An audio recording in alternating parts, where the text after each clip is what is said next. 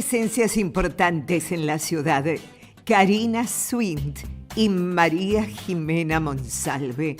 En el caso de Karina Swint, es psicóloga, neuropsicóloga, y vino a dictar una conferencia sobre neurodesarrollo y psicología infantil. Primero, hablar de que la infancia, hay que entender qué es la infancia para después abocarnos a mejorarla, ¿sí? Esta charla que vamos a dar hoy habla de infancia y neurodesarrollo. La única forma de entender qué le pasa a un niño es adentrarse en su mundo.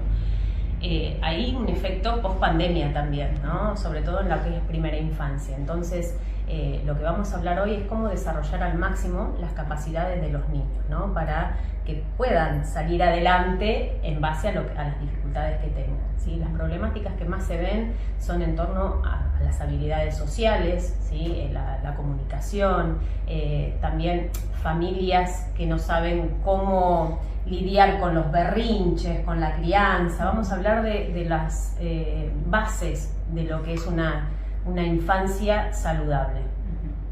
Al tema del uso de los celulares y redes sociales para los niños tan pequeños, sí, que los padres se los damos a veces para que no molesten. Bueno, uno de los bloques que vamos a hablar hoy es exclusivamente sobre pantallas, ¿no? Uh-huh. El por qué tanto los profesionales decimos no que no le den, sino al uso limitado de pantallas según la edad, porque no es el contenido de lo que ven, sino el efecto de lo que produce eso que ven en nuestro cerebro. Sobre todo de los 0 a los 6 años que hablamos de primera infancia, el cerebro está en desarrollo, es donde más conexiones neuronales se crean, ¿no? Es la base de la vida adulta, es como sembrar una semillita para el futuro. Si nosotros no cuidamos esa semillita, este arbolito va a ser lo básico, va a dar por ahí ni frutos. En cambio, si apostamos a esa base, va a ser un árbol florido y fructuoso. Las pantallas son un limitante en nuestras infancias. Hoy vamos a hablar exclusivamente de un bloque específico sobre el uso de pantallas. Karina, vos que te dedicas mucho al desarrollo de la infancia, todo esto que nos estás comentando, nosotros vemos que a veces los docentes sí llaman a las reuniones para tratar todas estas problemáticas y la asistencia de los padres es muy baja o por no decir nula. Sí, justo hablábamos con Moni hoy de ese tema, ¿no? Que a veces lamentablemente tenemos que lidiar con esto, que los padres mandan a la escuela, bueno, ya está, cumplo, lo mando a la escuela. Lo mando al psicólogo, ya está, cumplo, lo mando al psicólogo, ¿no? Falta esto del compromiso y apostar un poquitito más, que las familias pueden dar un poquitito más, ¿no? Exigirle hasta dónde puede. Si bien muchos padres hacen lo que pueden con lo que pueden, también nosotros como profesionales tenemos que exigir que ellos puedan dar lo mejor para sus hijos acorde a sus posibilidades, ¿no? Sí. Un niño, la personalidad se forma de dos cosas: de la herencia, de lo que recibimos genéticamente heredado, y del contexto. Eso forma la personalidad. La herencia ya está, no la podemos cambiar. El contexto sí. Entonces depende de nosotros profesionales hacer hincapié en eso. Y después de la pandemia que produjo tantos traumas y problemáticas de las cuales estamos hablando, ustedes como profesionales tuvieron que hacer una revisión muy grande de sus formaciones, sus conocimientos. Sí. Yo como capacitadora, cada vez más son los profesionales que se acercan a capacitarse, porque esto no pasaba después antes de la pandemia, no pasaba. Niños que con falta de motricidad, sí, con esto es lo que yo le decía, falta de habilidades sociales, que pegan, y la seño que le dice, mamá, fíjate que fulanito pegó, habla con él, y la regulación del niño viene por parte del adulto, y el adulto que esté con ese niño en ese momento. Por más que la seño le diga a la madre, fíjate que haces con fulanito que pegó, hay cosas que sí puede hacer esa docente en ese momento oportuno para reacomodar esa conducta. ¿Y te parece que por ahí se delegan cada vez más cosas en los docentes, digamos, en el cuidado de los niños? Sí, se da la impresión, ¿no? Sí, yo veo docentes sobrecargados también, pobres, ¿no? Y que reman el dulce de leche, ¿no? Entonces me pongo del lado de los docentes, me pongo del lado de las familias que también están pasando por una situación por ahí económica que no es tan favorable. Claro. Y bueno, cada uno hace lo que puede, pero esta charla, van a venir un montón de docentes. Qué bueno, porque lo hacen fuera del horario laboral, ¿sí? Nadie les paga por venir. Y eso es decir, bueno, yo quiero mejorar la calidad de mis alumnos, y eso está bueno. Bueno, un poco la idea también de la visita de Karina es poder acceder a herramientas que nos permitan dar respuestas a estas problemáticas que se han evidenciado en la primera parte del año, como dice Mónica, a través de derivaciones escolares y el trabajo articulado con las instituciones educativas de Huinca Renancó, en este caso con los jardines. Así que bueno, un poco la idea también es luego de esta capacitación poder elaborar talleres de manera conjunta con los jardines que permitan trabajar con los niños y con las familias y bueno, abordar un poco todas estas problemáticas infantiles que se han evidenciado. Así que bueno, aprovechar al máximo la visita de Karina. María Jimena Monsalve, jueza nacional de ejecución penal, presidió un conversatorio sobre justicia penal, perspectiva de género y diversidad, una mirada comunitaria. Fue presentada por el doctor Lucas Ramiro Funes, juez civil de Tribunales Huincarrenanco. Ella brindará una capacitación en el marco del Centro Ricardo Núñez del Tribunal Superior de Justicia, que muy gentilmente se ha prestado a colaborar y a estar presente en un acto de no solamente académico, sino de cercanía a la población, porque me gustaría que la conozcan. Es una persona muy valiosa y muy generosa, con conocimientos y una carrera y antecedentes académicos nacionales e internacionales. Entonces me parecería que es importante que podamos así certificar. Bueno, lo dejo con la doctora Monsalve, que me parece que es más interesante que ella hable. Bien, doctora Monsalve, ¿cuántos años hace que se desempeña en el Poder Judicial? Bueno, hace 32 años que me desempeño en el Poder Judicial, muchos años de mi carrera en la Justicia Federal y luego desde hace 8 años en el rol de Jueza Nacional de Ejecución Penal.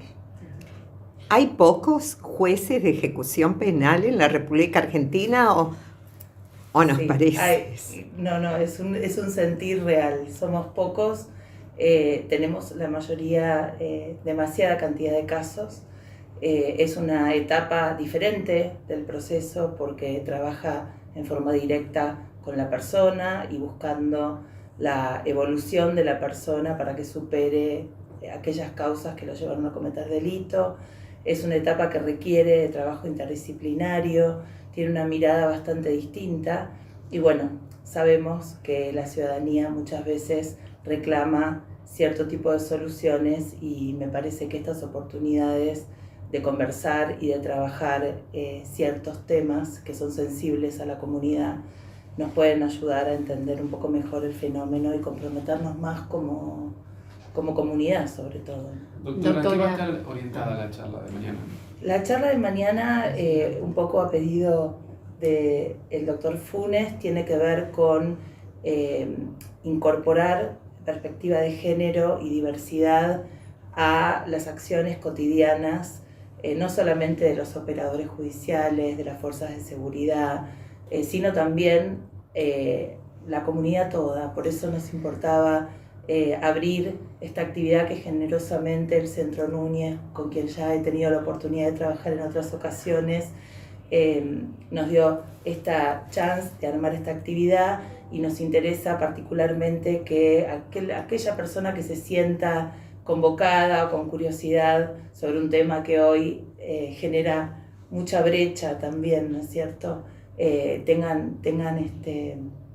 animen a venir porque va a ser algo que vamos a tratar de abordarlo con lenguaje claro, que las personas se entiendan, pero qué pequeñas cosas como ciudadanos y ciudadanas de esta comunidad de Huincarnancó que yo quiero tanto, vengo desde tan chica acá a Huinca, podrían que tiene hacer... familiares, perdón. Sí, exacto, tengo familia acá en Huinca y vengo desde muy chica. Así que me da mucha alegría poder hacerlo acá. Es parte de mi trabajo, pero también es parte de mi compromiso con esta comunidad. Doctora, ¿puede para la audiencia que está escuchando en su casa ejemplificar un poquito más, incorporar perspectivas de género? Así la gente puede entenderlo mejor y acercarse. Exacto, esto no tiene nada que ver con pensar en las posiciones extremas, como hablábamos un poco ayer con el doctor Funes cuando preparábamos los contenidos, hablar de posiciones extremas relacionadas a lo mejor con el feminismo a ultranza o con las posiciones antifeministas. Tiene que ver con entender que todos tenemos incorporados por una cuestión histórica y de educación un montón de parámetros que tienen que ver con una cultura patriarcal o con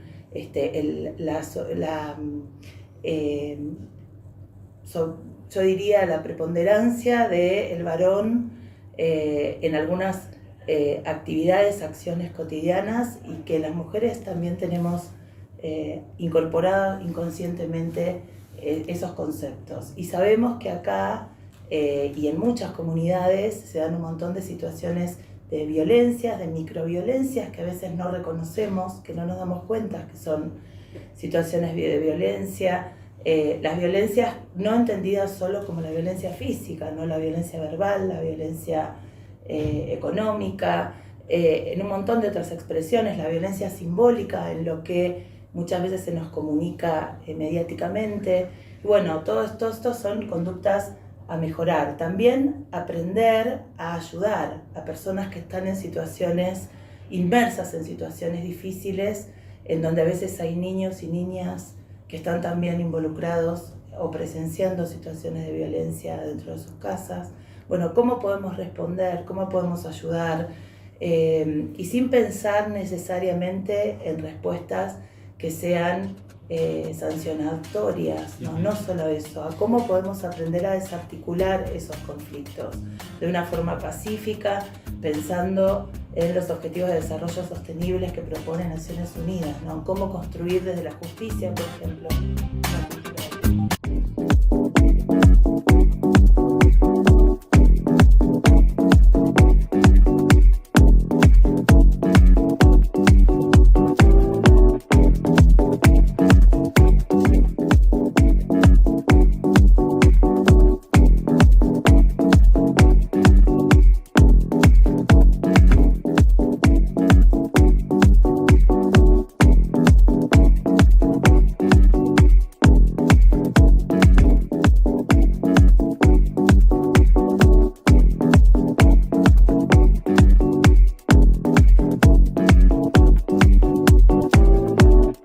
Realmente nosotros siempre la preocupación nuestra está en ir expandiendo las arterias, ¿no es cierto?, con respecto al pavimento. Nosotros acá estamos utilizando mucho lo que es el pavimento articulado con muy buen resultado. Desde el comienzo de nuestra gestión, allá por el mes de diciembre de 2011, cuando asumimos, hasta el día de la fecha, tenemos 30 cuadras pavimentadas, ¿no?, que antes no existían de nuestra gestión y ahora sí, más 9 cuadras que se hicieron con un sobrante de la ruta que se hizo entre Huinca, Renacó y Villa Huidobro, que tanto nos benefició a los cañadenses. Con la llegada de esa ruta también se repavimentaron 13 cuadras más, es decir, estamos hablando de 30 cuadras más 13 repavimentadas, más 1.900 metros que se van a hacer ahora de zona urbana con motivo de la construcción de la ruta que nos va a vincular con Rancul La Pampa, ¿no?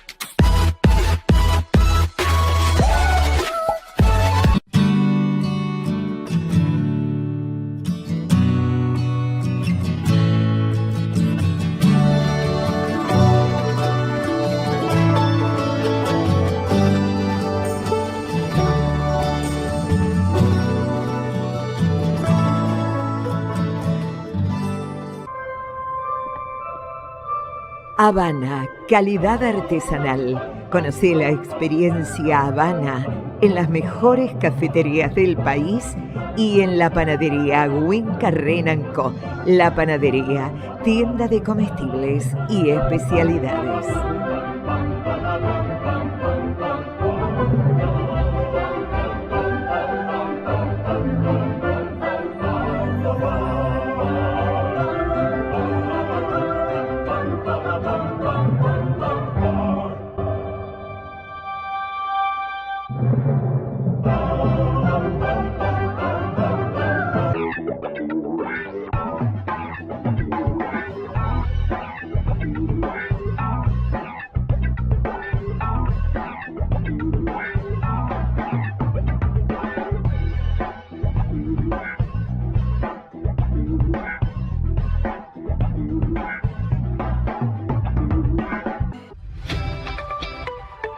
¿Sabías que la cooperativa imprime más de 14.000 comprobantes para facturar sus servicios mensuales?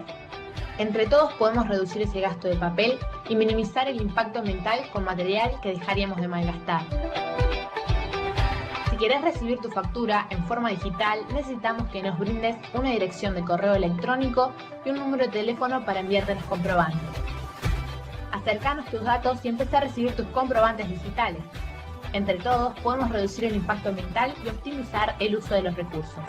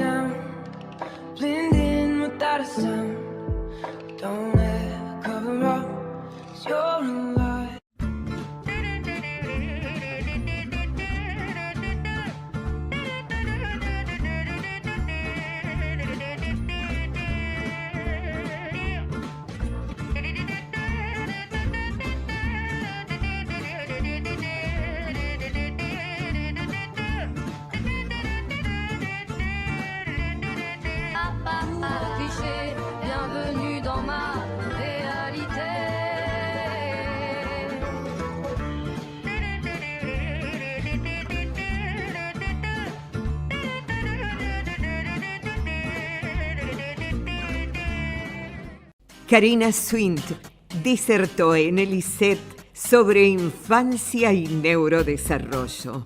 Queremos destacar el gesto de docentes comprometidos que se sumaron a la propuesta de la municipalidad, participando activamente de este foro. Los niños estimulados no van a ser genios, pero tendrán una ventaja cualitativa frente al aprendizaje y el éxito futuro. La estimulación oportuna consiste en proporcionar al niño un entorno rico en estímulos de calidad basado en actividades simples y cotidianas. Yo digo que no hay que tener plata para estimular, ¿sí? Bueno, si nosotros tenemos un bebé y solamente les damos de comer, ¿sí?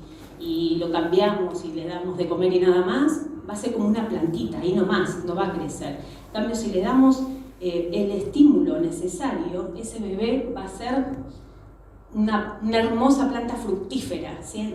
Por eso digo, la semillita que nosotros pongamos en ese cerebro, en el futuro vamos a ver si ese fruto da o no da, ¿sí?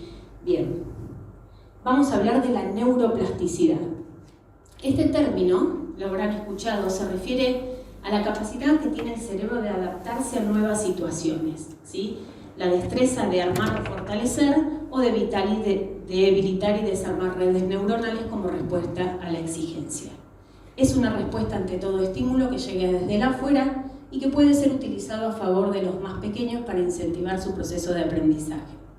Para entender el concepto de neuroplasticidad hay que conocer la estructura del cerebro, que cuenta con dos tipos de células. Acá traje, para ser más gráfico, ustedes saben que en la primera infancia nos regimos por el pensamiento concreto, lo que veo es lo que existe, ¿sí? Por eso a los niños siempre hay que tener apoyos visuales, porque si yo le digo, ay, no haga, le entra por acá y sale por acá. Entonces todo lo que ven es todo lo que existe, lo que no ven como que pasa más desapercibido. Bien, esto es una neurona, ¿sí? Cuando hablamos de neurona, hablamos del cuerpo neuronal y las células gliales. Las células gliales son las que sirven de sostén, ¿sí? Y hay 10 más o menos por cada tipo de neurona. Bien, estas se unen entre sí a través de la sinapsis. ¿Qué es una sinapsis? Habrán escuchado, cuando el terminal de axón se une con los terminales de axón de otra neurona, ¿sí? ¿Y qué pasan ahí? Información, estímulos nerviosos, ¿sí? A través de los neurotransmisores. Estos neurotransmisores llevan una información de una neurona a la neurona vecina. Ahí dijimos recién, la dendrita, el axón, la mielina, la célula de Schwann. La célula de Schwann es la que produce la mielina. Y el nodo de Rambier, que lo ven ahí, es el que transmite los impulsos nerviosos. Ahí tenemos la sinapsis, ¿sí? Y vamos a detenernos en qué es la mielina y por qué es tan importante. La mielina es una sustancia blanca, ahí aparece como amarillita porque es bien como un amarillo patito. Y vieron cuando uno se hace una tomografía, aparece la sustancia blanca. Los peques que tienen en una tomografía sustancia blanca quiere decir que son más inteligentes, porque ¿qué nos hace inteligentes? La mielina, porque hace que las conexiones de la sinapsis sean más rápidas. La mielina es una sustancia blanca que recorre los axones de las neuronas y hace que las neuronas se conecten más rápidos entre sí. Hace que haya más velocidad de sinapsis. ¿Pero por qué es importante la mielina? Porque a más velocidad de sinapsis, mejor aprendizaje, más inteligencia, ¿sí? Vamos acá, puse un videito. Ahí está la mielina. Ahí. Bueno, van a ver que en la neurona de la izquierda es una neurona sin mielina y esta que tiene acá es una neurona con mielina. Van a ver cómo los impulsos se transmiten más rápido. Por eso les decía al principio que un niño no es que va a ser más genio, pero sí va a llegar más rápido a la información, ¿sí? Yo bueno, ustedes no son de Buenos Aires, pero es como si fueran de zona sur a zona norte en tren. Uno lo va a hacer en un tren directo y el otro se va a tomar como 1000 caminos para llegar a la misma solución, ¿sí? Bueno, con mielina los impulsos van más rápido y la mielina es fácil de generar en el cerebro. Como les decía antes, los bebés nacen con casi la totalidad de las células en el cerebro, dijimos 100.000 millones de neuronas, pero con pocas conexiones, 253 millones nada más. Hasta los 6 años se irá produciendo una importante formación de redes neurales con toda la información que el niño nuevo va adquiriendo. Durante este tiempo el cerebro es como una esponja, absorbe todo, sobre todo a través de la imitación. Cuando los peques son chiquititos, sobre todo de los 0 A los 4 años aprenden por 2 mecanismos, el de repetición, ¿sí? Y el de repetición o imitación, y el de ensayo y error, ¿sí? Pero es más fácil el de imitación o repetición porque lo ven y lo reproducen por efecto de las neuronas espejo, ¿sí? Entonces, esta imitación hace que estas conexiones se organicen imitando la conducta, la actitud, los gestos, el tono, la palabra del adulto y todo lo que entra a través de los sentidos. Por eso es súper importante la estimulación. ¿Cuáles son las principales áreas cognitivas que debemos estimular en los niños? Atención, memoria, lenguaje, funciones ejecutivas, que todo es todo el lóbulo frontal. ¿Qué son las funciones ejecutivas? La capacidad que tenemos de organizar, planificar y ejecutar, que es el gran problema que tenemos con los chicos en las escuelas, ¿sí? Que no saben organizar, ni planificar, ni ejecutar, o que dan mucha vuelta para llegar a un resultado. Es parte de esto, que por ahí no tuvieron la estimulación necesaria en el momento oportuno. Y sobre todo en la pandemia, vieron que ustedes son maestras de inicial, verán, como yo veo en el consultorio, los peques post pandemia, ¿no? Falta de habilidades sociales, de motricidad fina, de motricidad gruesa, como que están más retrasados, entran a un primer grado. Voy a tomar agua porque... Allá te dejé la copa, Carolina. Allá al lado de los libros. Ah, súper. Me quedo sin... Les decía que los peques post pandemia, se ve como un retraso en todas las habilidades, no solo cognitivas, sino sociales también, ¿sí? Están como más reactivos en la sala, ¿sí? Ante todo, por ahí empujan, o pelean, o gritan, ¿sí? Eso pasó en la pandemia, ¿sí? Por ahí lo que se notaba que se daba en el jardín, en la parte inicial, en la casa por ahí no estuvo, ¿sí? Bueno, y pagamos las consecuencias ahora. Bueno, ¿alguna pregunta hasta ahí? Vamos al bloque número 2, que vamos a hablar de neuroalimentación. Lo importante del bloque 1, ¿sí? Que hablamos de las conexiones neuronales, como que se tienen que llevar algunas ideas en claro. Que no es importante la cantidad de neuronas, sino la cantidad de conexiones que podamos hacer, ¿sí? Que los peques puedan hacer, sobre todo en la primera infancia. La importancia de la mielina, que la mielina se genera con todo nuevo aprendizaje, ¿no? Y por eso la estimulación. Y para estimularnos necesitamos grandes cosas, necesitamos lo de la vida diaria, una cajita, hablarles, cantarles, mostrarles colores, con eso es suficiente, ¿sí? Eso ya es estimular. Que tampoco es sobreestimular, ¿sí?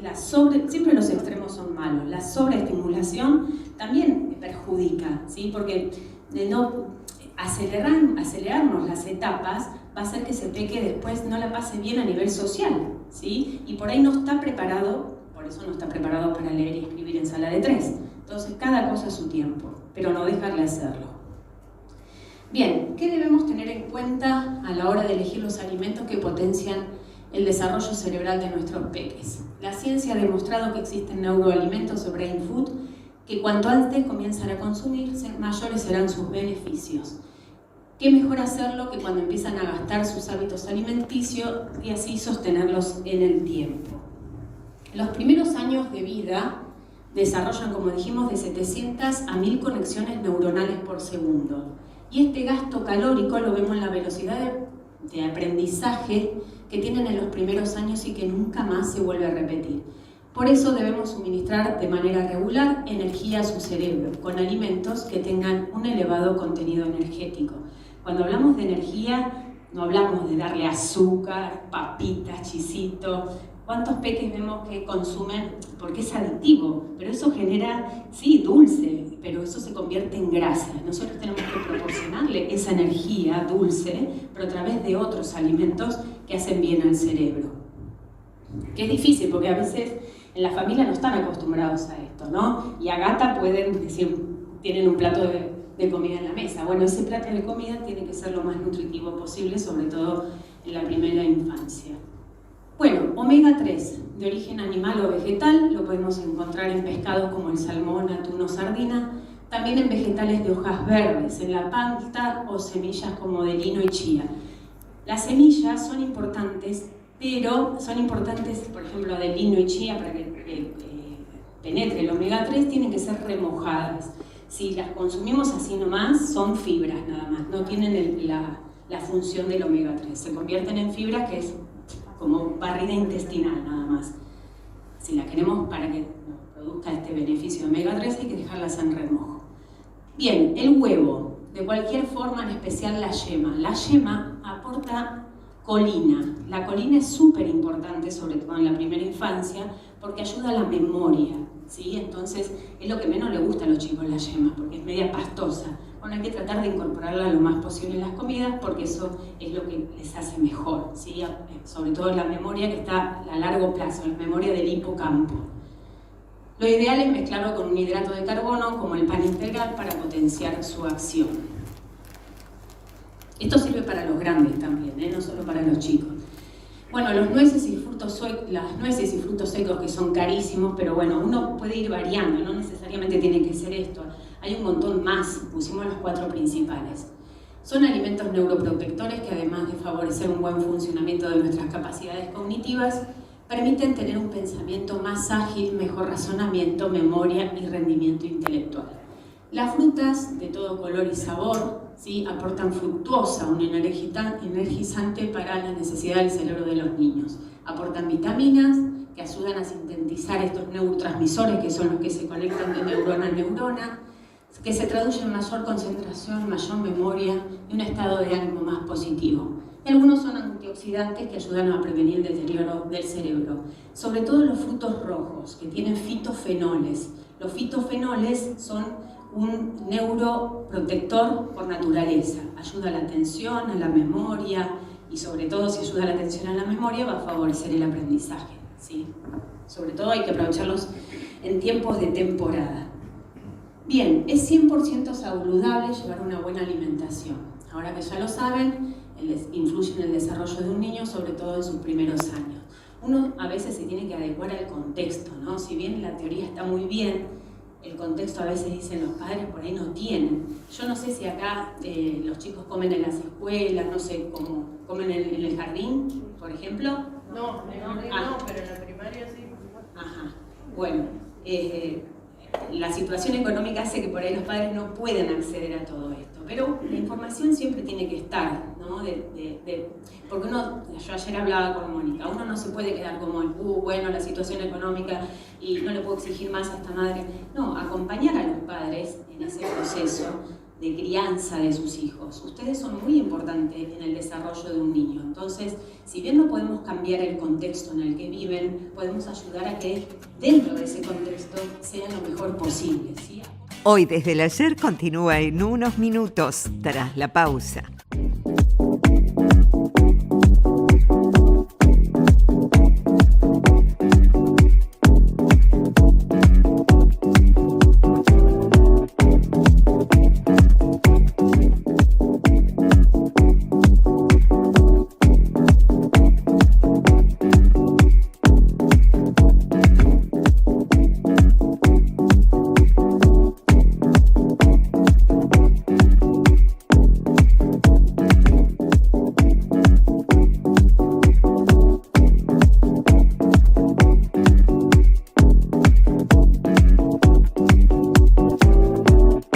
Realmente nosotros siempre la preocupación nuestra está en ir expandiendo las arterias, ¿no es cierto?, con respecto al pavimento. Nosotros acá estamos utilizando mucho lo que es el pavimento articulado con muy buen resultado. Desde el comienzo de nuestra gestión, allá por el mes de diciembre de 2011, cuando asumimos, hasta el día de la fecha, tenemos 30 cuadras pavimentadas, ¿no?, que antes no existían de nuestra gestión y ahora sí, más 9 cuadras que se hicieron con un sobrante de la ruta que se hizo entre Huinca, Renanco y Villa Huidobro, que tanto nos benefició a los cañadenses. Con la llegada de esa ruta también se repavimentaron 13 cuadras más, es decir, estamos hablando de 30 cuadras más 13 repavimentadas, más 1.900 metros que se van a hacer ahora de zona urbana con motivo de la construcción de la ruta que nos va a vincular con Rancul-La Pampa, ¿no?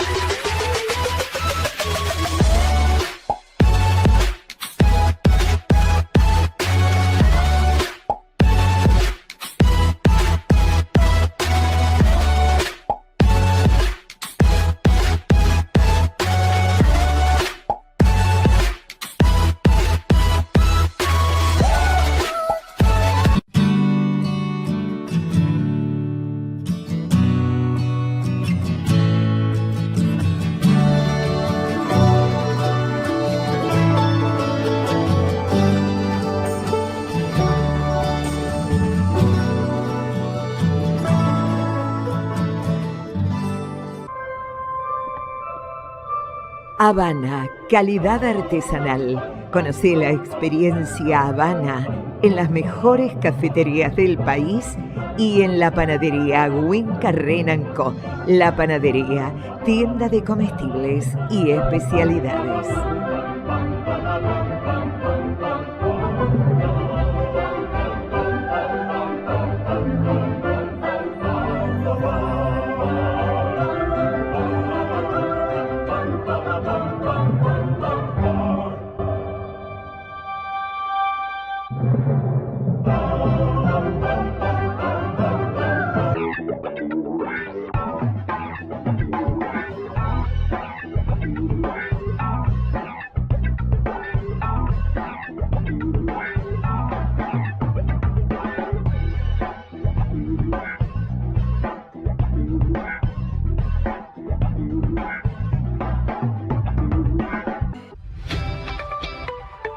¿Sabías que la cooperativa imprime más de 14.000 comprobantes para facturar sus servicios mensuales?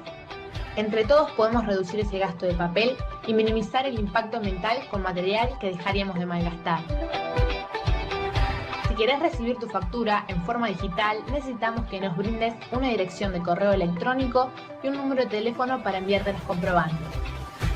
Acercanos tus datos y empezá a recibir tus comprobantes digitales. Entre todos podemos reducir el impacto ambiental y optimizar el uso de los recursos.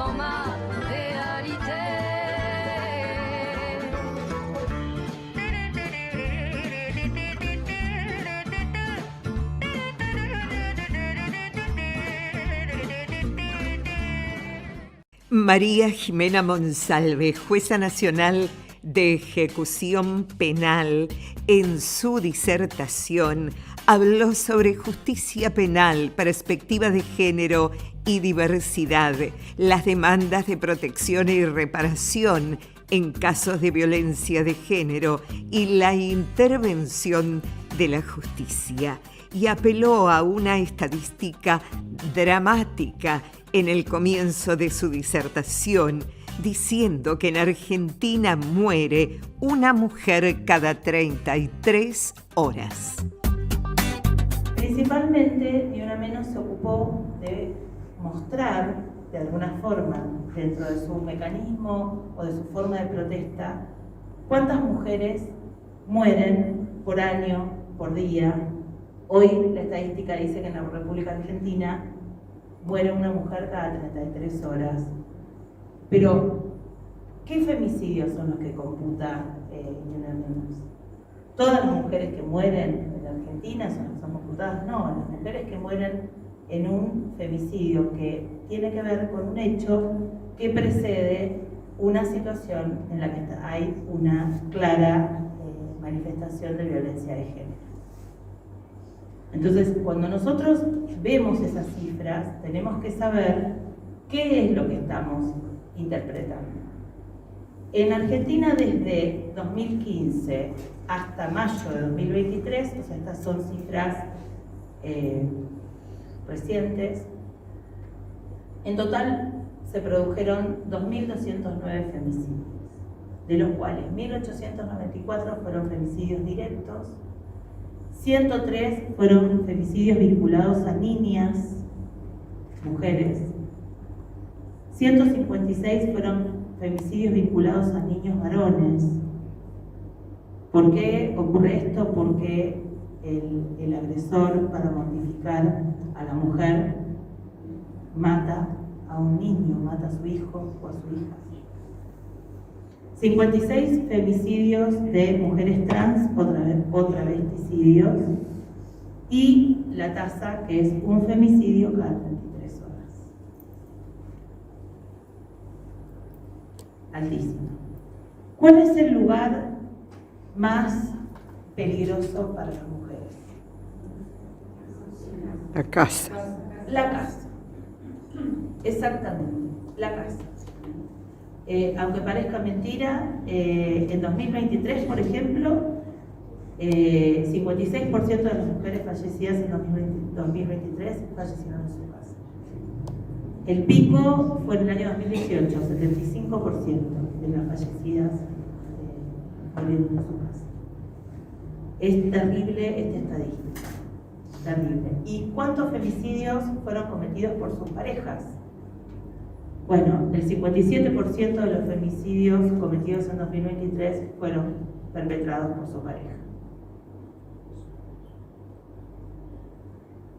Esto quiere decir que todos los femicidios son evitables,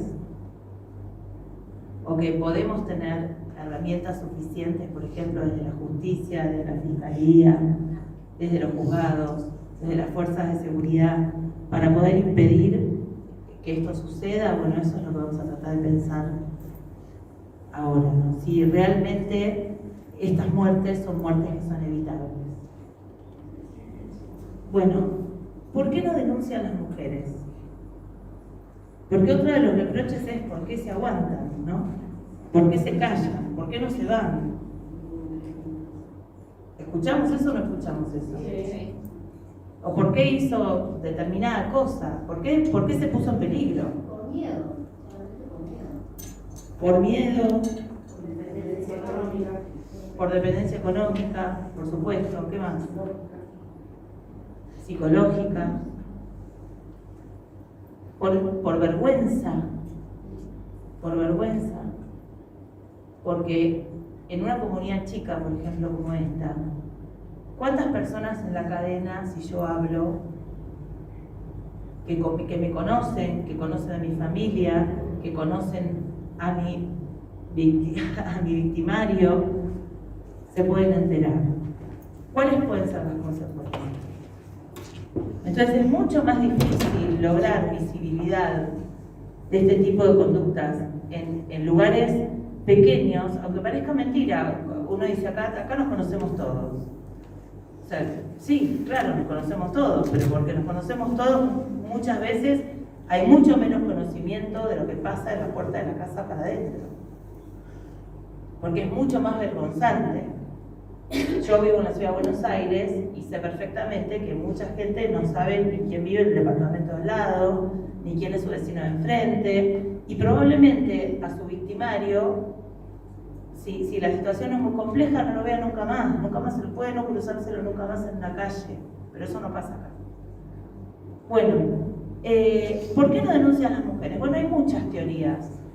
Yo acá dejé algunas enumeradas: la inhabilidad aprendida, el síndrome de la mujer maltratada, que es el círculo, ahora lo vamos a ver un poco más, que lo explica muy bien Leonor Walker, el apego paradójico, el síndrome de Estocolmo, que es igual que el del secuestrador, la distorsión cognitiva. Esto tiene que ver con la percepción, cuando se pierde registro de que ciertas conductas cotidianas son violentas. Y la adaptación paradójica. El círculo de violencia o el ciclo de violencia que describe Leonor Walker es uno de los más interesantes para analizar, porque lo que ocurre es que estos ciclos ella describe muy bien cómo se dan, ¿no? Se da el momento en el que se produce la violencia. Obviamente que la violencia va mutando, no comienza siempre con hechos de violencia física, puede comenzar con hechos estrictamente de violencia verbal o de violencia psicológica, y esto va creciendo hasta que se produce algún hecho físico. Después de esto viene el enojo, viene la reacción, pero después viene la etapa del perdón, y después viene la etapa de la luna de miel, y después estamos bárbaros, y me olvidé, y qué bueno que es, y mira qué santo, mira qué buen padre, mira qué bien está con... Y arrancamos de vuelta. Pero, ¿qué es lo que observa Leonor Walker? Que este tipo, o esta forma cíclica o en espiral, es la violencia que se da entre parejas, generalmente. Que esto no exime, esta charla no exime lo que ocurre con por ejemplo, la violencia laboral. Argentina, desde febrero de 2021, adoptó y se puso en práctica el convenio 190 de la OIT, de la Organización Internacional del Trabajo. Con lo cual, en nuestro país hay un compromiso relacionado con que todo espacio de trabajo tiene que ser libre de violencia. Pero Leonor Walker trabaja específicamente sobre el concepto de violencia ejercida por la pareja y encuentra esta dinámica. Claro, como la dinámica va en espiral, pero en espiral ascendente, estos son los casos en los que una mala intervención, una intervención tardía o una intervención ineficaz puede terminar en un femicidio. ¿Por qué denuncian? Porque hasta ahora vimos por qué no denuncian. ¿Qué pasa cuando la mujer decide denunciar? Algo pasa. Cuando la mujer acude es porque algo diferente pasó. Y bueno, hay 4 posibles explicaciones a esto que en general se dan en los casos. Primero, dejar de naturalizar la violencia. Esto puede ocurrir por cualquier cosa, porque habló con una amiga, porque sucedió algún episodio en público que hizo que sintiera vergüenza y se dio cuenta de que algo no está bien, porque se lo señala un hijo o una hija. Esto también pasa. No nos olvidemos que hoy una de las grandes y poderosas herramientas para revertir esto, como decía en el video Marina, tiene que ver con la educación. Y hoy los jóvenes, los adolescentes, los niños y las niñas tienen un acercamiento mucho más real a lo que es la violencia en el contexto doméstico. Bueno, porque sienten que están en peligro de muerte, o sea, la situación de la espiral llegó a un punto tal que sintieron que verdaderamente corría riesgo su vida. Porque temen porque les pase algo a los hijos o a las hijas, porque acá estamos observando que este fenómeno ataca a veces, se involucra a niños y a niñas, porque la finalidad tiene que ver con castigar a la mujer. ¿Y qué es lo que más le va a doler a la mujer? Que castigues a sus hijos. O bien logra superar la barrera de la vergüenza del niño. Por eso es tan importante cómo se acciona cuando la persona da aviso, hace un llamado, acá en Córdoba es el 101, cómo se acciona en esos primeros momentos, porque es muy lábil ese momento y puede ser que la persona realmente se arrepienta de lo que hizo, por mil cosas, porque alguien la escuchó, porque tiene miedo a la consecuencia, por lo que sea, pero sí existe esta situación. Entonces no hay que minimizar ninguna de esas acciones o de estos pedidos de auxilio. Y tenemos que tener algo muy en claro también, que es que hay un montón de situaciones que no conocemos. Lo único que ocurre en ese contexto de violencia no es lo que está en la denuncia o es lo que está en el expediente. Nosotros tenemos un apego, sobre todo desde lo judicial, un apego, todo lo que está en el expediente existe, todo lo que no está en el expediente no existe. Nosotros tenemos que imaginar, no digo ni juzgar, ni trabajar con preconceptos, no estoy diciendo eso, pero sí tenemos que tener la sagacidad suficiente para saber que no vamos a contar con toda la información de esa historia, de esa pareja o de esa familia. Porque aparte las personas que viven constantemente con esta situación se encuentran con otra dificultad, que es algo que nosotros tenemos bastante claro, que es muy raro que la justicia resuelva este problema. No es cierto que la justicia inmediatamente pueda resolver este problema. Entonces la persona se desgasta, se cansa, deja de ir a denunciar, piensa que no sirve para nada. Y después aparece el episodio desgraciado. Entonces no hay que minimizar ninguna de estas alertas, pero también hay que analizar este fenómeno como un fenómeno sociocultural que está inmerso en todos nosotros. Entonces es difícil sacarse todos estos estereotipos, estos prejuicios. Uy, otra vez viene a jorobar, otra vez viene a decir ¿para qué volvió a la casa? Claro, cuando tenemos mucha demanda aparte laboral de estos temas, es muy difícil desarmar ese conflicto de una forma inteligente. Y eso es lo que tenemos que aprender a hacer. Y claro, esto no es cortar y pegar, no es trabajar con las cintas fordianas, sacar el expediente. Esto requiere otro tipo de intervención. Entonces, estas cosas hay que sentarse a pensarlas. Yo no digo que yo tenga todas las soluciones, pero si uno realmente quiere desarticular desde la comunidad y también por protección a los niños y niñas que muchas veces están involucrados en estos problemas, tiene que haber compromiso de la comunidad, compromiso de los educadores, compromiso de las fuerzas de seguridad, compromiso de la justicia, compromiso de la política y compromiso desde el punto de vista integral de los recursos. Hay que tener creatividad, porque obviamente hay muchísimas ciudades como Huinca que no tienen estos recursos, pero tienen que empezar a generarse. Un espacio de acogimiento de la víctima, un lugar donde la mujer pueda sentirse acompañada, que no tiene que ver con hacer terapia todo el tiempo, puede hacer miles de actividades en ese lugar, pero es un lugar donde estar, donde no sentirse sola, donde poder hablar con otras mujeres, y que eso se puede generar. Hay que tenerlo muy en cuenta.